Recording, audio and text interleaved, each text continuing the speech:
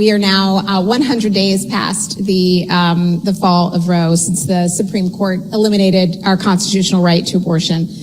What that means is 1 in 3 women, more trans, non-binary folks cannot get access to care in their own communities. And we already know that the people who are most affected are the people who already have been living at the margins of systems. They've already faced a lot of barriers to care. And the stories that we've heard over the months of what people are experiencing and getting that care has been incredibly traumatic. And we also know that at the federal legislative level, we have seen action in Congress. We have seen representatives like Representative Hayes, who have led and supported the passage of the Women's Health Protection Act in the House. At the state level, Connecticut has allowed more licensed medical professionals to perform abortion care and protected patients and providers. And we're going to get into what the White House is doing. But first, I just have to shout Madam Vice President out. You have been the most amazing leader in this moment. You have traveled the country since the Dobbs decision. You have been all over the summer. She's talked to 150 legislators from 17 states, leaders in higher ed, healthcare providers, con law experts, state attorneys general, literally disabilities advocates, faith leaders, everyone who has a stake in this conversation, which is everyone. You have been there and you have been leading, but it's also not brand new for you, right? You've done this work in every seat that you've held, from California AG to U.S. Senator and now Vice President. Thank you for being such an unwavering voice around sexual and reproductive rights. Why is reproductive freedom an issue that you've chosen to focus on right now, even before Dobbs?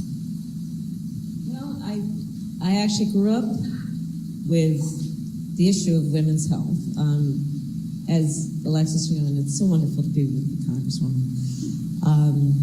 And please send her back to Congress.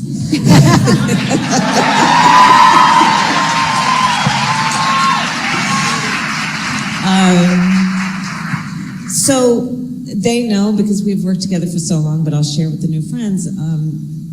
I was raised by a mother who had 2 goals in her life: to raise her 2 daughters and end breast cancer. My mother was a breast cancer researcher, and she was one of the very few scientists doing that work who was a woman, and in particular as a woman of color. And so this is an issue, the issue of women's health, the importance of women receiving the care they need and deserve, the issue of recognizing women who have been marginalized, the issue of fighting for the dignity of women in the healthcare system, was ingrained in me literally from the time I can remember as a child. And it has, in many ways, informed my life's work in the work that I've done that has really been about prioritizing the health, the well-being, and the safety of women. And so when the highest court in our land, the United States Supreme Court, took a constitutional right that had been recognized from the people of America, from the women of America, there was no choice, and we all know this, that we all had to stand and fight for these fundamental rights of freedom and liberty and dignity and choice. And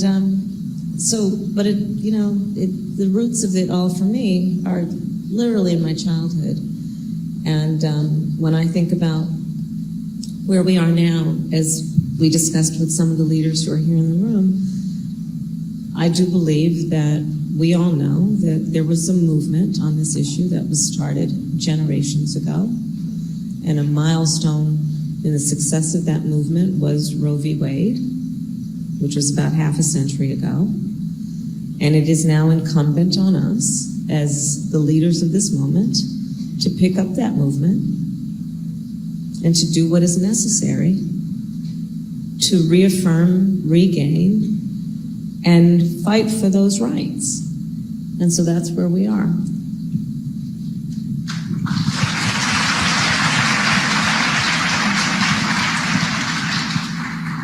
Thank you, Madam Vice President. It is definitely an honor to have you here and in my district. And to that point, I believe that leaders are chosen for such a time as this. And you are here in this moment for a reason. We recognize there's a long arc ahead to rebuild and even reimagine the right to abortion in this country. Can you talk a little bit about what the Biden-Harris administration has done thus far to protect access to abortion post-Roe, and how the administration is envisioning this work moving forward? Yes. So, to put the work of our administration in context, let's mention a few things. One, Clarence Thomas said the quiet part out loud. Because for those of us who have read the decision and the concurring opinions, we know that it is very much in the trajectory of those who have taken away this right of privacy, that they are looking at same-sex marriage and the right to contraception. He said the quiet part out loud. It's literally in his opinion. Let's talk about the fact that we knew that 100 days ago when the decision came down, and we warned about it. And then most recently, you see what's happened at the University of Idaho, where the university has basically said that they're going to prohibit and not give out contraception to their students. So it's already happening. And we know that all of these hard-won fights will be temporary unless we are vigilant in upholding them, these rights. So the way that our administration has been thinking of it in a number of ways, including what we call an all-of-government approach. And so we have, through our Department of Health and Human Services, issued guidances and instructions, for example, to pharmacies about what their legal obligations are in terms of the dispensing of medication. We have, through our Department of Justice, and in particular the Attorney General of the U.S. Department of Justice, designated Vanita Gupta, who many of you may know from the Leadership Conference, who's a great civil rights litigator and fighter, to be the head of the DOJ task force to look at this issue, to determine where there is a role for the United States Department of Justice to weigh in on what's happening in the states and defend the legal and constitutional rights of people in our country on this issue. They are gathering pro bono legal support, so basically law firms and legal associations to give free assistance, legal assistance, to folks who are going to need it, including healthcare providers who in many cases are vulnerable to and explicitly, potentially liable for criminalization in some of these states, right? We are looking at it through the context of what our federal communications division can do. And that commission, the Communications Commission, to look at, and they've actually sent out a letter to the 15 top providers, AT&T, Verizon, to get their data policies and their data protection policies. So consumers can be aware of what's at risk, but hopefully so we can also inform everyone of their rights when it comes to location services and what vulnerabilities users may have to people with bad intentions getting that information to potentially hold people liable, or worse yet, criminalize and prosecute people. We have issued executive orders. The president signed executive orders, 2 in particular, that support a lot of this and include what we are prepared to do to fight for the freedom to travel, the constitutional right to travel, right? Because remember, we're looking at, I think now a dozen states at least that have essentially banned abortion. And what is that going to mean? There's still a lot of confusion because of the patchwork, different states doing different things.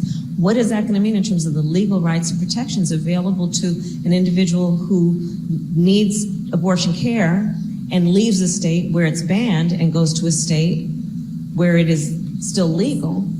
And what legal protections will that person have, much less the receiving state have? So there's a lot of work that's being done by our administration through the federal agencies that are a part of the federal government, and in coordination with a lot of state leaders and, of course, leaders in Congress. But this is truly an issue that is going to be about what all of our movements have been about, frankly. There's going to be litigation. There's going to be the need to push for litigation and legislation. There's going to be the need for organizing. There's going to be the need for coalition building. Because think about it. I've actually asked my team to do a Venn diagram. I love Venn diagrams. I just love Venn diagrams. You know, the 3 circles, right? Sometimes there are more. And the intersection. And so I asked them, show me from which states we are seeing attacks on voting rights. 1 circle. From which state are we seeing attacks on LGBTQ rights? Another circle. From which states are we seeing attacks on women's health rights? You would not be surprised to see the intersection. But what that also tells us, that Venn diagram, coalition building potential that we should maximize. Bringing together all the folks who have historically and traditionally and are currently fighting for voting rights with all the folks that are fighting for LGBTQ+ rights and women's health rights.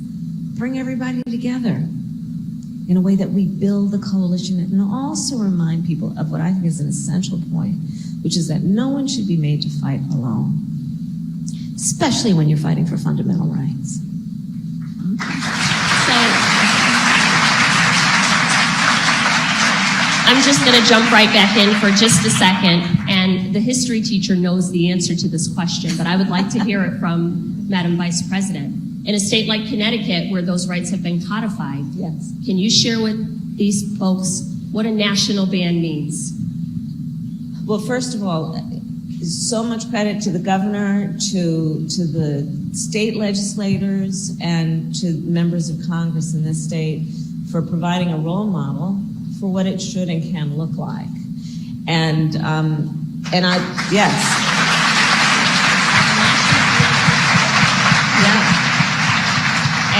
And also, let's recognize that they explicitly, in the opinion and the proponents of the Dobbs decision, basically said, let's push this to the states.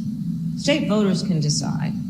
Not ironically, but not by coincidence, it's the same people who said, let's push it to the states to decide. A lot of them are the same people who are denying voting rights, okay? Right? So check that out. But what it would mean is that if we could get federal legislation, which the president is prepared to sign, the Women's Health Protection Act, to codify, which means put into law the protections of Roe v. Wade, what it would mean, these states that are criminalizing healthcare providers, doctors, nurses, other healthcare providers, could not do it, they'd have to stop. These states that are doing this abhorrent, immoral thing of saying no exception for rape or incest would have to stop. Think about that. The importance of a national law, a federal law, would mean they couldn't do that anymore, and if they did, they'd probably be sued. And I mean, I have to say on the piece, you ask Alexis about what motivates me on this issue. It includes that when I was a prosecutor, I specialized in child sex and crimes of violence against women and children. The vast majority of my career as a prosecutor was focused on that. And the idea that laws would be passed that would deny a person who has just endured such an act of and violation, and to subject her to the requirement that she report it, or that she just literally has no ability to make a decision about her own body after her body has been abused at such a level. It's immoral. And a national law will handle that.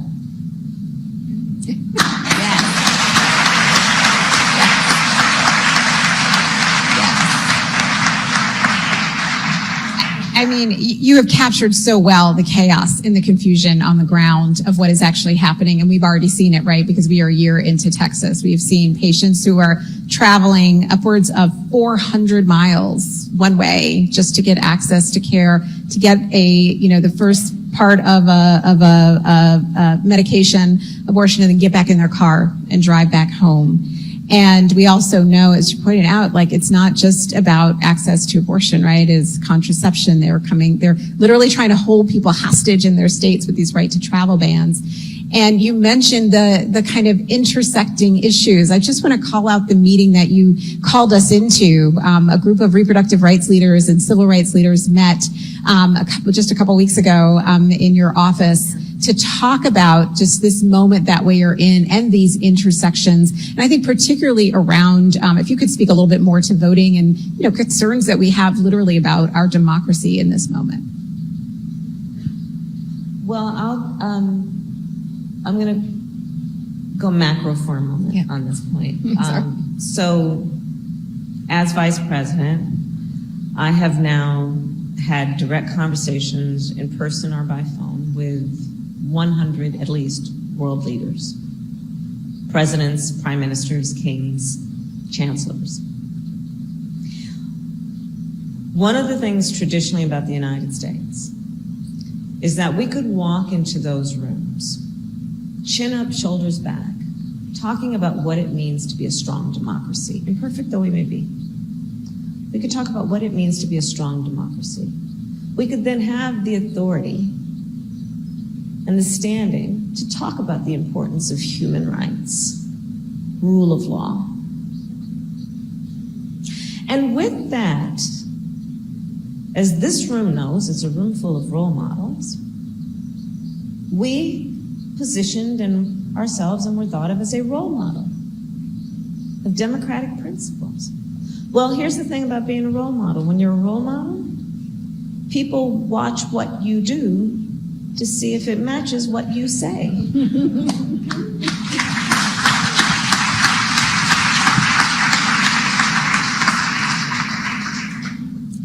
And now the highest court in our land took a fundamental right from the people of America. So let's appreciate what this means at a macro level. Because nations and leaders around the world watch everything we do and have watched this. Not to mention my fear that autocratic governments and leaders can say to their people, well, you want to talk about we should be a democracy, democratic principles, look what the United States just did.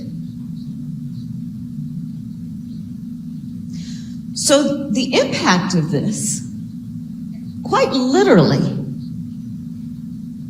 will invariably impact women and people around the world.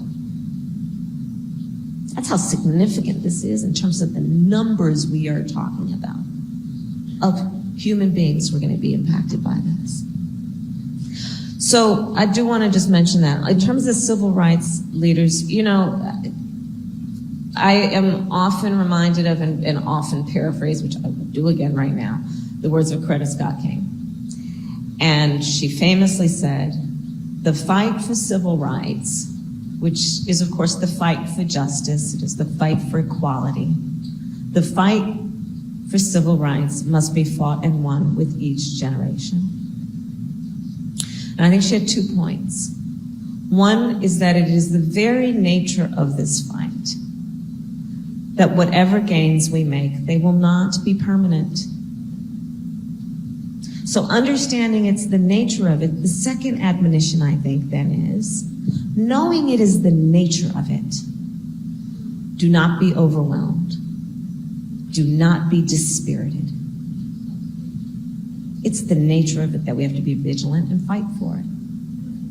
And so that's where we are. And when I look around this room, I know we're up for this fight.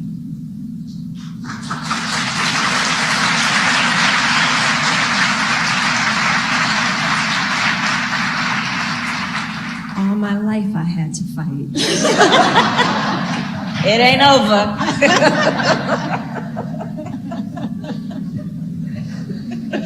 we can't talk about abortion access or reproductive health care or protecting our rights without talking about Black maternal health. Yeah. Another issue on which you've been such a leader, as evidenced by your introducing the Momnibus in the Senate. Black women are 3 times more likely to die from a pregnancy-related cause than white women. And the loss of abortion rights, largely across the South and Midwest, will only compound that. These health outcomes are largely impacted by structural racism and various barriers to care. As a member of the Black Maternal Health Caucus in the Congress, my question for you is, what is the Biden-Harris administration doing to tackle the Black maternal health crisis? Yeah, and you've been a great leader in the Congress. I'm very proud that we have, for the first time, elevated the issue of Black maternal health to the stage of the White House. I literally convened women from around the country to come to the White House, and we held a day of action on this issue, first time.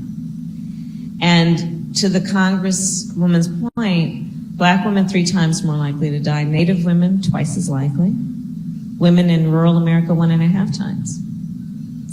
When it comes to racial bias in the healthcare delivery system, we know that is a huge contributor, in particular to Black maternal mortality. And because what the data proves is that it literally has nothing to do with her education level or her socioeconomic level. It has to do with the fact that when she walks into that doctor's office or that clinic or that emergency room, she as a Black woman is not taken seriously. And so there is that. There are the stressors that that Native women, that women in rural America, that women in low-income communities face in life that also contribute to this. The stressors of living in poverty can be trauma-inducing. And so then you start to layer on these issues, and to your point about systemic issues, there's a lot there to unpack, but it doesn't require rocket science to figure it out. And so what we have been doing is, one, elevating the issue, but then talking about, for example, when I was in the Senate and we worked together on this, I carried a bill that was about acknowledging the racial bias in the system and what we need to do to then train healthcare providers to understand that, identify it, and be aware of it. There is the work that we need to do that is about putting resources into these communities. Rural America, there are healthcare deserts where there are no hospitals, right?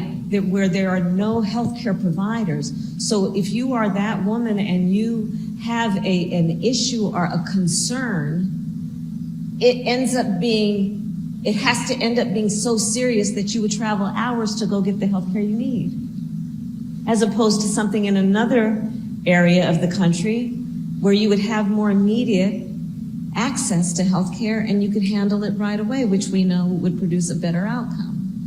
So there is a lot more work to do about this, and so we have done the work of putting resources into a lot of these issues to start to address it. But there's more work to be done, and we've been talking about this and working on this, as you know, for years before a Dobbs decision came down.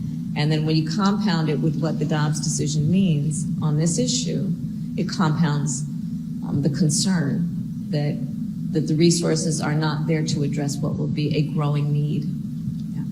And it should come as no surprise that the same states that have enacted these bans, these same 17 states, are the ones with the worst maternal mortality rates. Exactly right.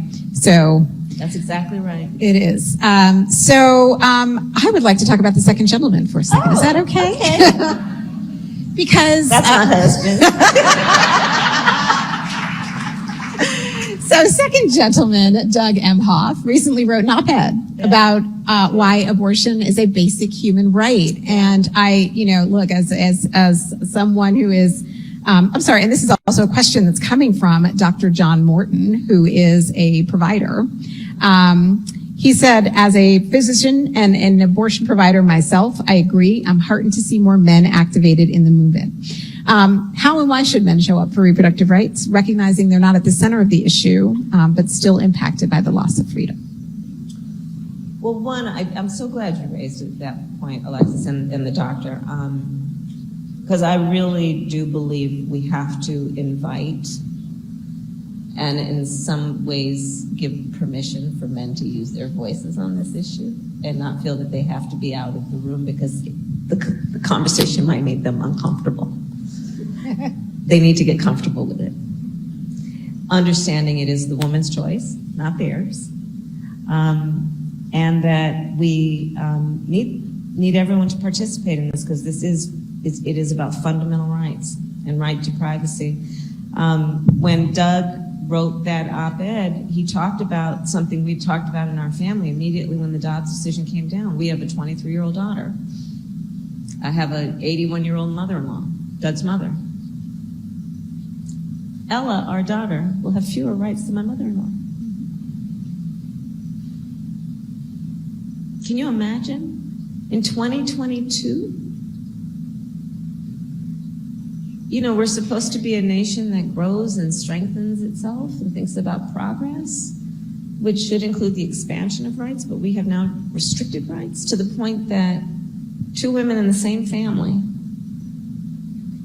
are going to have such a desperate experience in terms of a fundamental right. Going backwards, not forwards. So he talked about that, and I think that it is, again, I think it is so critically important that all people participate in this conversation, understanding not only that it will affect the people in their life who are directly impacted by access to reproductive health, but it affects them in other ways also, which, back to my point about what Clarence Thomas said, you know, once you start taking away rights and justifying it, you know, as they say, they will come for everyone else and then they will come for you.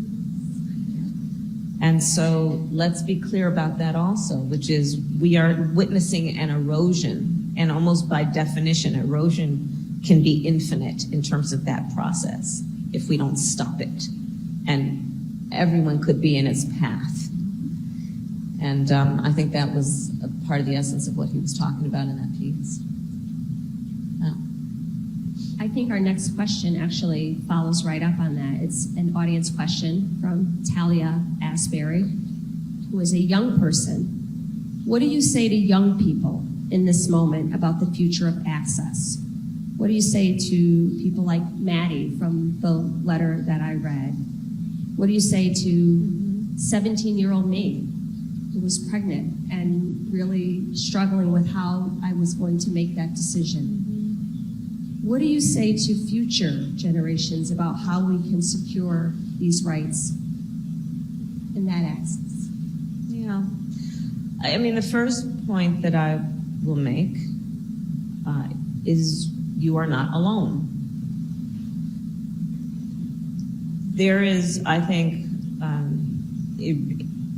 an aspect of this kind of attack on rights that has the effect, if not the intention, to make people feel that they are without power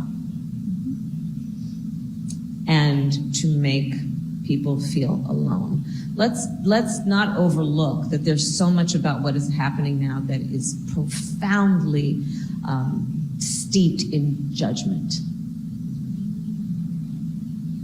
about women's sexuality. So not only has a right been taken, but there is a tone and a tenor by which it is happening that is highly judgmental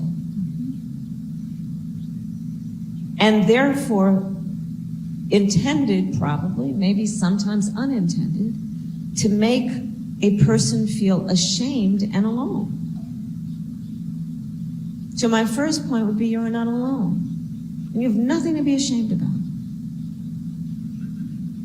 And we have to say that and mean it. And that gets back to also the importance of the coalition building.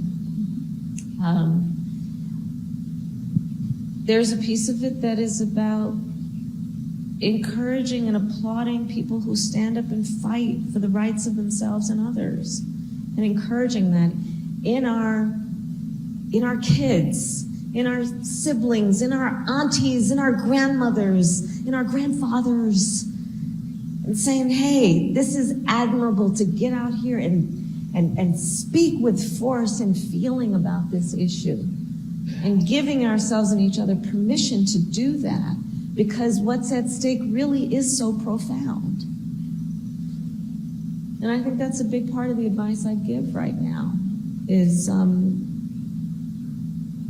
you're not alone, and so let's organize.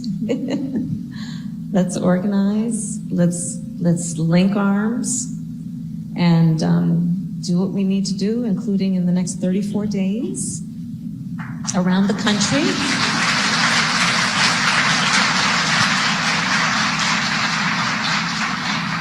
This is not a political event, but it is a fact that in 34 days there is a midterm coming up.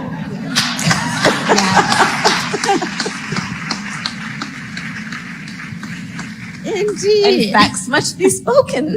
Yes, we must speak truth, right? Because stigma is used as a strategy, so is misinformation, so is contorting people's, own ideas about their faith. And I want to kind of come with one final question that comes from Bishop John Selders, who asked, what would you say to someone who understands why abortion should be a personal decision between a pregnant person and whomever else they decide to include in the conversation, but believes they can't reconcile it with their faith?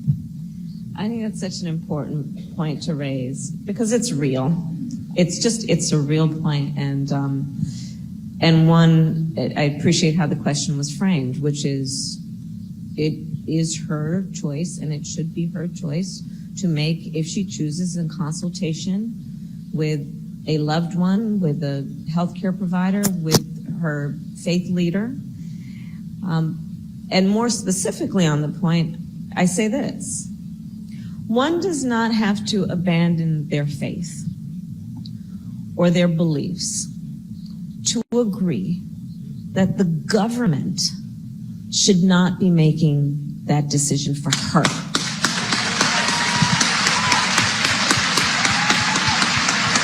Right?